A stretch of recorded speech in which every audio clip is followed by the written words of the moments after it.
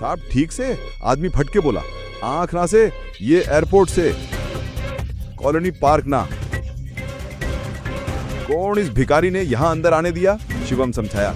मैं जल्दी में था इसलिए टकरा गया। छोड़ दे वरना फ्लाइट मिस कर दूंगा कृपया करके। तन्ने फ्लाइट की बात करनी से मैं तेरी टिकट के 2 मिनट भी यहाँ ना रहने दूंगा, समझा? तू ना जानता तू किससे टकरा गया से।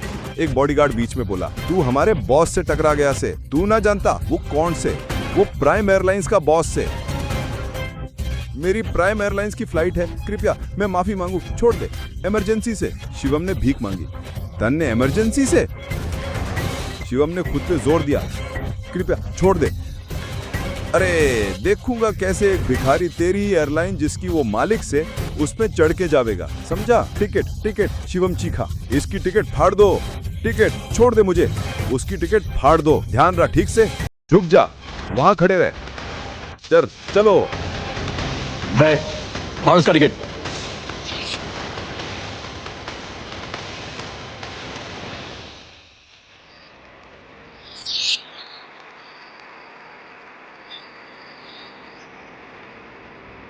So you better watch it, okay?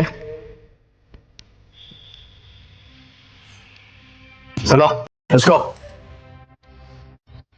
जब उसने शिवम की यूएस टिकट 4 टुकड़े करके उसके चेहरे पे फेंकी, शिवम गुस्से में आकर सारे बॉडीगार्ड्स ने जमीन पे गिरा दिया।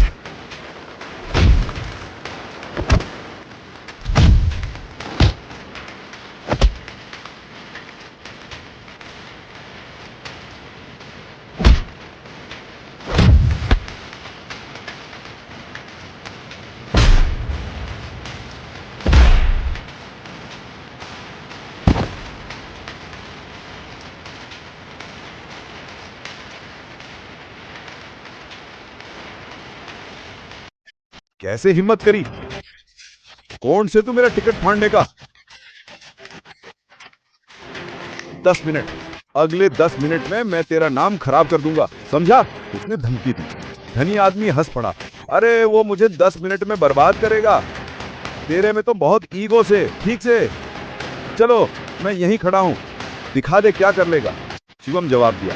तो रुक, आदमी ने ठुकरा के बोला। मैंने ऐसे बहुत देखे से। शिवम ने पुकारा। हेलो सुनियो, जवान मालिक इस तरफ।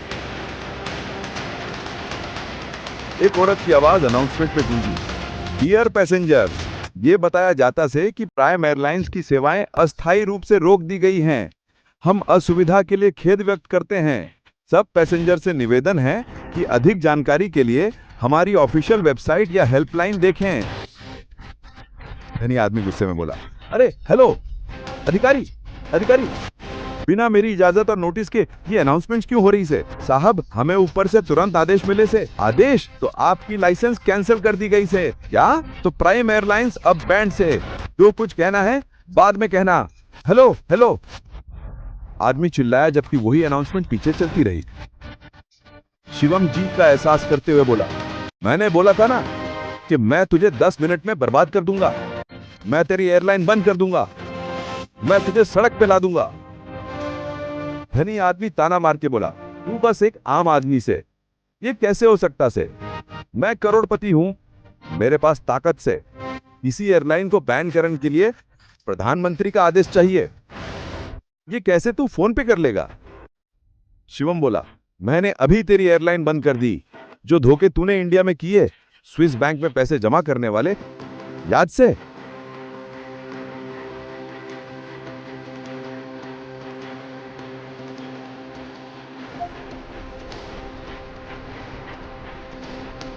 मैं आज ही तेरा भीतर भजपा दे दूंगा, पर मेरी इमरजेंसी से मैं जा रहा हूं, वरना मैं तेरा बात करते हुए तुझे प्याला दे देता और तुझे भिखारी बना देता।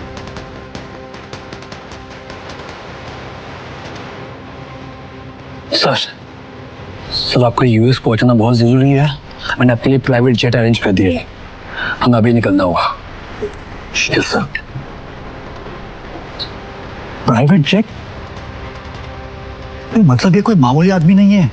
अरे ये बहुत रईस और पावरफुल आदमी है। सुनो, तुम्हारा नाम क्या है?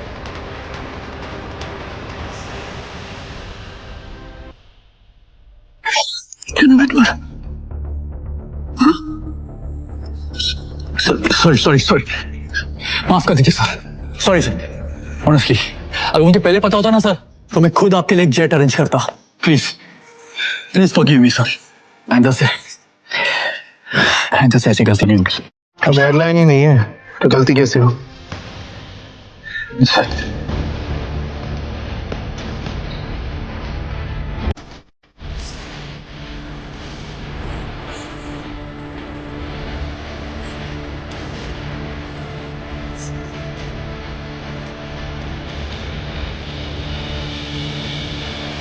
Good morning, sir. Morning. Sir, bag, please. Yeah, it's all right. Sir, please get in. I'll get it. Thank you.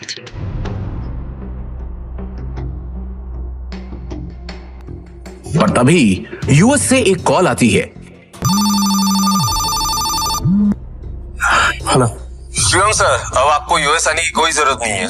हमें डोनर मिल चुका है और बड़े साहब अब खतरे से बाहर है। हम कल ही उन्हें लेके इंडिया आ रहे हैं। Thank God.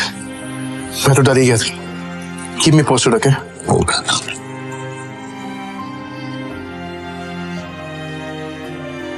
अब शिवम बिना टेंशन के एयरपोर्ट से निकलकर सीधा अपने ससुराल यानी नारंग मेंशन पहुंच गया।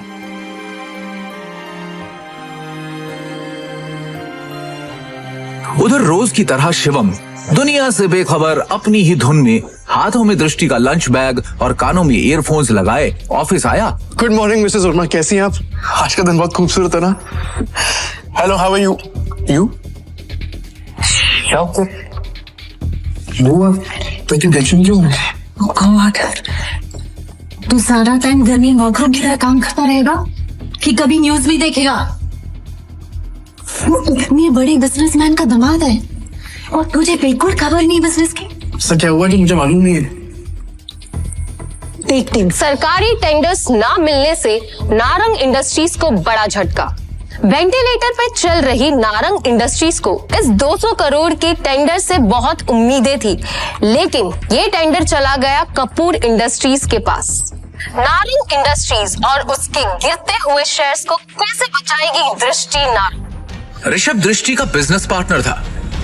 वैसे तो उसे दृष्टि का जीवन साथी बनना था, लेकिन दृष्टि के दादाजी ने मरने से पहले जबरदस्ती दृष्टि की शादी एक सड़क छाप गरीब लड़के शिवम से करा दी थी, जो छोले कुलचे बेचता था।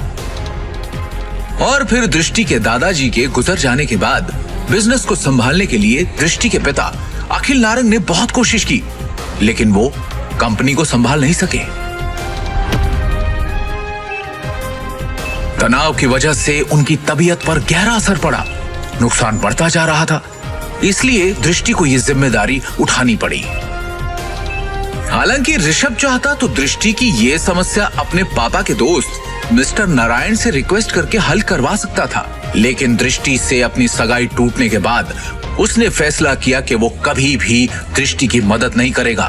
दृष्टि बिल्कुल खामोश बैठी थी। वो हर हाल में इस कंपनी को बचाना चाहती थी। पूरी कहानी सुनने खातर डाउनलोड करो पॉकेट FM ऐप इब्बे, लिंक नीचे डिस्क्रिप्शन में है।